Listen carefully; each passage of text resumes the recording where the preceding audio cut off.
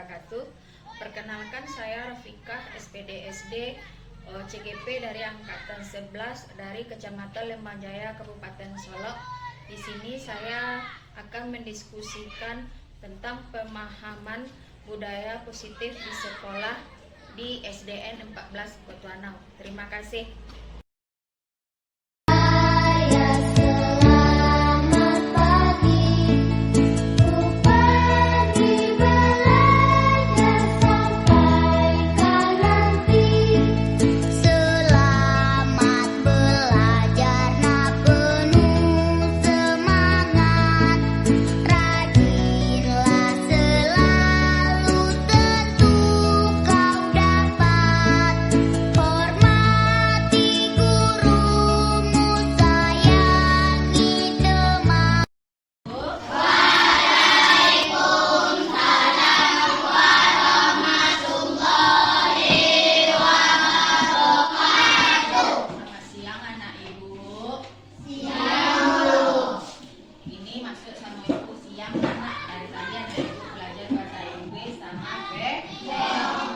Hari ini kita belajar tentang membuat keyakinan kelas.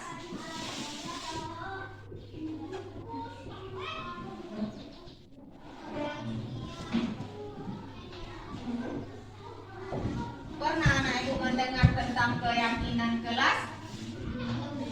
Belum. Sebenarnya keyakinan kelas ini sudah kita laksanakan setiap hari. Cuma kita tidak tahu kalau itu yang disebut dengan keyakinan kelas. Keyakinan kelas adalah peraturan yang kita buat di dalam kelas, yang membuatnya kita, yang mematuhinya kita, yang mentaatinya kita. Kita ini siapa? Kita ini siapa? Nah, jadi sendiri, yaitu anak ibu. Kita di kelas 5 adalah siswa kelas 5. Jadi keyakinan kelas ini untuk mentertibkan kelas kita. Contohnya keyakinan kelas yang pertama untuk mengerjakan piket, seperti kemarin juga ya. Nah, mengerjakan piket itu keyakinan kelas. Nah, datang sekolah tidak terlambat itu termasuk keyakinan kelas. Nah, ada yang mau ditanyakan anak ibu? Keyakinan itu kepercayaan awal atau yang kebiasaan yang sering kita lakukan di dalam kelas. Jadi kita buat keyakinan, kita setujui agar kita bisa melaksanakannya. Bisa anak ibu rasanya kamu buat keyakinan kelas? Bisa. Namun kita sendiri yang mengerjakannya, melaksanakannya anak ibu dan ibu di dalam kelas. Nah, jadi keyakinan kelas harus ada di dalam kelas. Nah, kalau sebelumnya anak ibu tak tahu yang keyakinan kelas, sekarang seperti piket termasuk keyakinan kelas yang dari bertanggung jawab. Nah, jadi ini Bu Agi praktek selembar satu orang. Anak ibu tulis di situ, tidak boleh sama ya. Tidak boleh sama keyakinan kelasnya, harus berbeda-beda berdasarkan pemikiran anak ibu. Sesudah itu nanti ditempel di sini ya, ditempel satu persatu. Oke, bisa dipahami? Dua.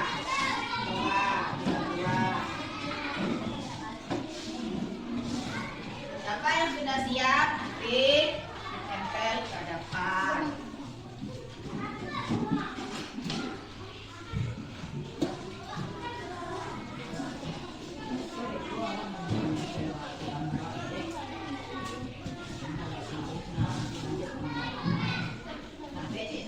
Pakai nama ya. Ya anak ibu. Sudah, silakan tempel ke depan satu persatu ya. Silakan.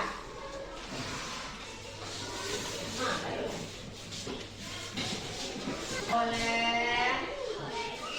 Nah, ayo tempel. Nah, duduk kembali ke bangku.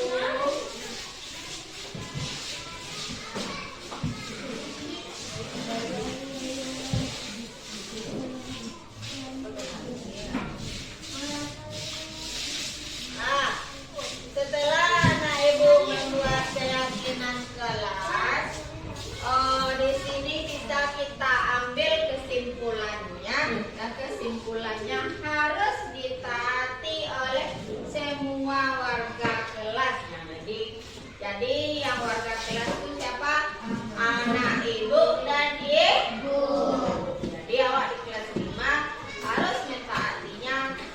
sesuai dengan keinginan kita bersama. Baiklah, Ibu baca dulu ya. Membuang sampah, mematuhi peraturan kelas. Yang peraturan kelas itu yang kedua ini dengan ini. Ayo, Pak, piket di dalam kelas tidak boleh terlambat membersihkan sampah. Saya jujur disiplin di dalam kelas membuang sampah. Membuang sampah, kalau membuang sampah ini termasuk ke dalam tong sampah. Lah, di dalam tong sampah. Jadi membuang sampah itu tergolong ke dalam kebersihan. Jadi kita yang pertama keyakinannya yaitu menjaga kebersihan kelas. Betul. Yang kedua, anak ibu di sini tidak terlambat masuk. Tidak terlambat masuk ke sekolah. Apip, saya sangat rajin sekolah. Membersihkan kelas. Berarti kita tidak terlambat masuk itu termasuk ke dalam tanggung jawab kita. Nah, jadi keyakinan kelas kita yang kedua adalah bertanggung jawab. Sama dengan piket, begitu juga dengan bertanggung jawab. Yang ketiga, menghargai waktu. Jadi kalau awak tak terlambat ke sekolah, berarti kita menghargai waktu. Kan? Lanjut, sesudah itu menjaga lingkungan sekolah. Jujur berarti masuk ke dalam keyakinan yaitu bersifat kejujuran berarti masuk ke dalam kedisiplinan.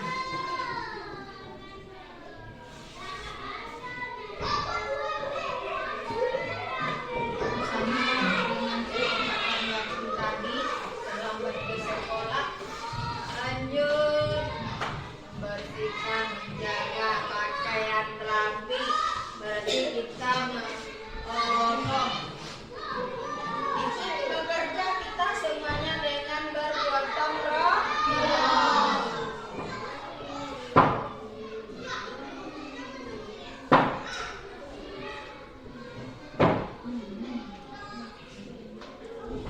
Lanjut, ada satu lagi 6 lah keyakinan kelas. Belajar dengan baik, pakaian rapi, termasuk ke dalam apa tuh anak ibu?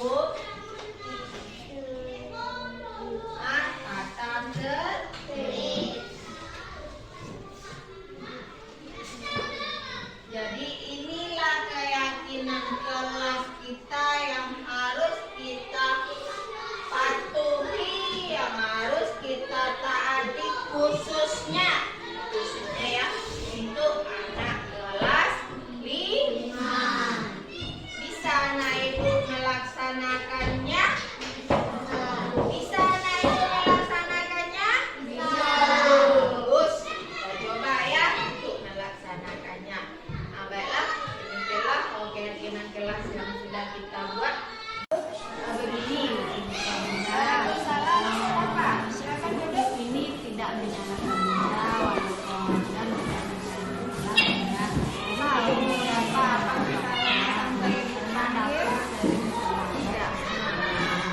tadi ibu lihat dapat terlambat sekolah ya. Teman-teman sudah berbaris, dapat baru datang, ya kan? Jadi kan sekarang dapat udah tahu dia karena dapat terlambat buat jam tidurnya sekolah. Di sini ibu tidak mencari apa yang di mana yang salah, apa yang salah. Kita mencari solusinya ya nak. Ibu di sini tidak tentu ada alasannya mengapa dapat datang terlambat. Karena dapat mengapa nak? Mengapa anak ibu terlambat pergi ke sekolah?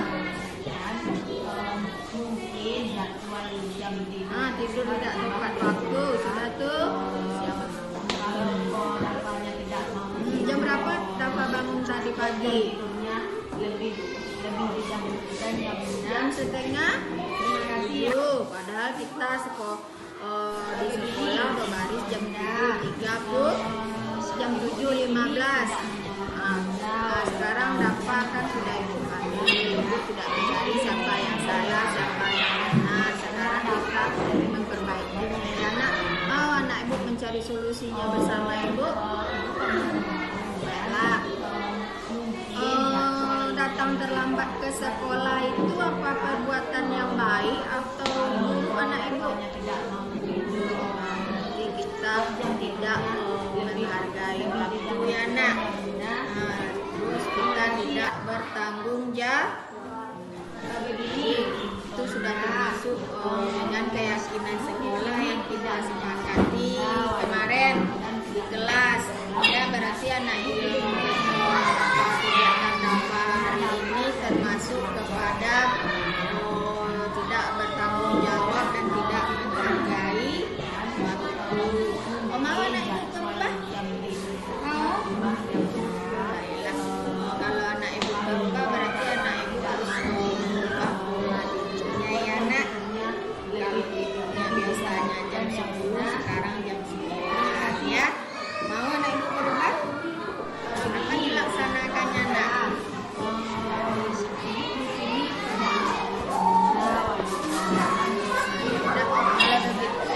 Kita sudah mendapatkan solusinya, anak ibu akan mencoba pola hidupnya kembali ya. Mudah-mudahan begitu. Sekarang kita sudah mendapatkan solusinya dan ibu harapkan Dafa untuk hari besok lebih cepat datang ke sekolah lagi ya. Terima kasih ya nak, silakan bermain lagi. Terima kasih ya.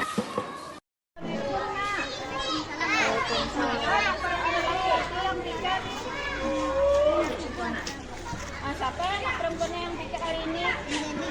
Anjeli belum datang. Ya udah nanti suruh Anjeli menemui ibu ya nak. Apa rasanya yang Mengapa anak laki-laki yang piket? Siapa anak perempuannya yang piket hari ini? Anjeli belum datang. Ya udah nanti suruh Anjeli menemui ibu ya nak. Mengapa anak laki-laki yang piket? Siapa anak perempuannya yang piket hari ini? Anjeli belum datang. Ya udah nanti suruh Anjeli menemui ibu ya nak. tidak baik ya. Mengapa anak laki-laki yang piket? Tidak baik. Siapa anak perempuannya yang piket hari ini? Anjeli belum datang.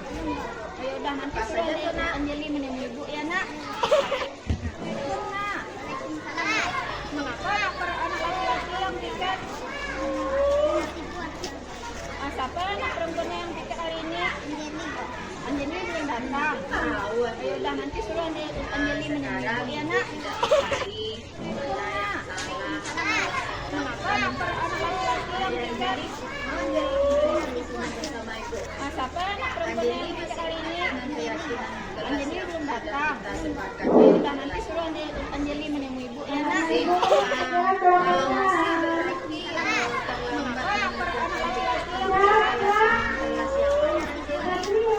Siapa anak perempuannya yang piket hari ini?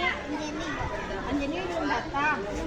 Ya udah nanti suruh Anjeli menemui ibu ya nak. Mengapa anak laki-laki yang piket?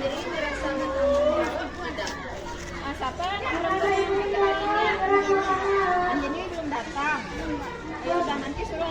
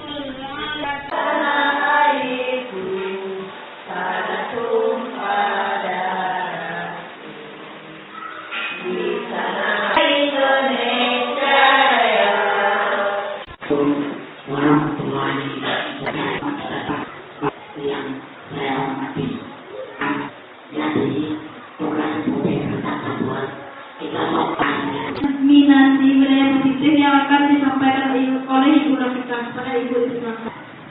Assalamualaikum warahmatullahi wabarakatuh.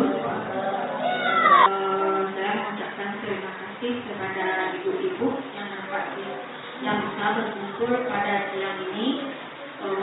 Pertama-tama kita panjatkan puji syukur kehadirat Allah Subhanahu wa taala serta selawat kepada Nabi Muhammad sallallahu alaihi wasallam yang telah membawa kita dari dunia yang berbeda teknologi dan ke dunia yang berteknologi sekarang.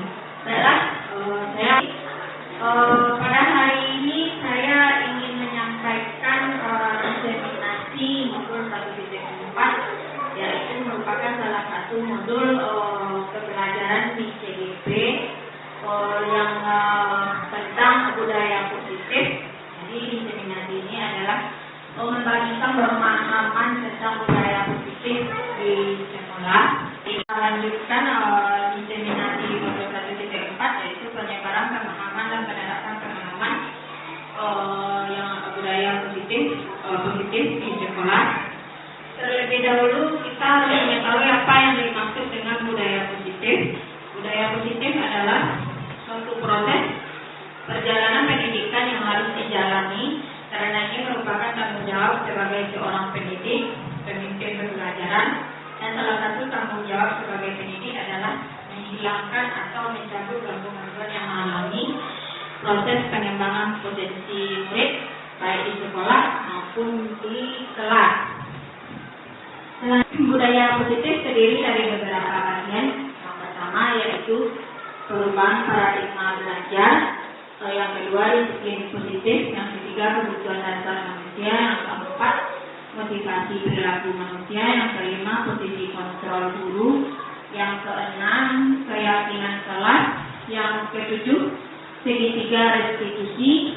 Ini merupakan penjabaran dari budaya positif tadi. Yang pertama perubahan paradigma belajar. Di sini difokuskan kepada profil Pancasila yang ada 6. Yang pertama yaitu bagaimana berdakwah kepada Tuhan Esa. Yang kedua mandiri. Yang ketiga benar kritis. Yang keempat kreatif. Yang kelima bergotong royong. Yang keenam kebinekaan global. Jadi kita sebagai guru harus berpatokan kepada profil pelajar Pancasila di sekolah. Yang kedua, disiplin positif. Disiplin positif ini adalah pembiasan yang hal-hal yang baik di sekolah untuk menciptakan peserta didik yang memiliki disiplin diri sehingga mereka berperilaku mengacu kepada nilai-nilai kebajikan. Yang terkecilnya untuk nilai-nilai kebajikan universal ini. Sebagai guru seharusnya kita harus mengetahuinya karena ini diterapkan setiap hari di kelas kita masing-masing. Saya rasa diterima, mengikuti rasa diterima, dipedulikan, berbagi, bekerja sama, dan menjadi bagian dalam kelompok.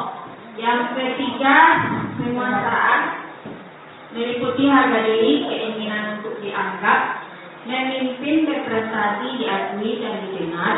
Yang keempat, kebebasan, meliputi mandiri, memiliki pilihan, mencoba hal baru dan mampu mengendalikan arah dirinya.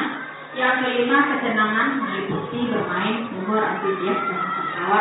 Ini bisa untuk anak, bisa untuk kita sebagai guru. Kebutuhan dasar manusia sebenarnya ini dikhususkan untuk anak ya, ibu, yaitu hukuman, konsekuensi, dan restitusi. Yang hukuman di sini tidak terencana atau tiba-tiba, biasanya itu terjadi pada anak kita. Murid tidak tahu apa yang akan terjadi, bersifat satu arah, berupa hukuman fisik atau psikis. Ya, konsekuensi ini berupa tanggung jawab yang harus dilaksanakan, yaitu terencana, disepakati sesuai peraturan. Murid tetap dibuat tidak nyaman. Sikap guru selalu memonitor murid. Ini biasanya terjadi pada kita. Selanjutnya restitusi. Yang restitusi ini sebenarnya kita mencari permasalahan apa yang terjadi sampai kejadian itu terjadi. Jadi kita Untuk murid kita memakai yang 3 ini. Nanti ada pula prosesnya Bapak Ibu, namanya segitiga restitusi. Di sini posisi kontrol guru. Yang pertama, penghukum, berbuat rasa bersalah, teman, pemantau, manajer. Ini kita lakukan guru terhadap murid. Kita pernah melakukan ini semuanya yang selama ini. Ini poin-poinnya. Kalau poinnya di sini saya mengambil kasus, saya contohkan, yaitu dapat anak sering terlambat ke sekolah. Dan sudah saya videokan, tidak apa, alhamdulillah. Saya kesannya begitu. Di sini saya menggunakan penghukum dengan biasa penghukum kita menggunakan dengan nada yang tinggi, masa melotot. Biasalah kalau kita sudah pegangan tinggi. Nah, sebenarnya itu harus dikurangi, khususnya untuk saya sendiri harus dikurangi. Sebenarnya memang harus, ya. Jadi membuat rasa bersalah, sudah kita penghukum, kita membuat rasa bersalah. Di sini kita menggunakan verbal yang lunak, halus, lembut, ya. Baik itu dengan attitude kita merangkul anak atau kita mengobrol lah dengan anak. Di sini kita menggunakan kalimat kamu bagaimana ya, kamu sudah berjanji dengan ibu. Kalau alhamdulillah kita di sini belum terlaksana ya Bapak Ibu, ya belum terlaksana. Jadi sebenarnya kita membuat anak itu rasa bersalah terlebih dahulu dalam menyelesaikan satu masalah. Selanjutnya kita sebagai teman di sini kita mungkin karena otoritas kita dulu, jabatan kita dulu lebih tinggi dari anak, itu levelnya. Sebenarnya kita tidak boleh. Tapi sebagai teman di sini kita pun rancu, Bapak Ibu. Soalnya kalau kita terlampau sebagai teman, kita pun tidak dianggap oleh murid. Nah, sudah kejadian kita sekarang ada anak Bapak Ibu. Nah, jadi itu tidak boleh, sebenarnya ini tidak boleh dipakai kalau sebagai teman. Baiklah, terima kasih kepada Ibu Rafika yang sudah mempresentasikan hasil diskusinya tentang budaya positif, dan juga semoga bermanfaat bagi kita semua dan dapat mempelajarinya dengan baik. Saya ucapkan pada Ibu Rafika yang telah berbagi ilmunya tentang budaya positif. Dari materi yang Ibu Rafika sampaikan, banyak yang bisa diambil ilmu yang bermanfaat, dan mudah-mudahan kami sebagai rekan sejawat dengan Ibu Rafika bisa menerapkan pula di kelas masing-masing. Hanya itu yang dapat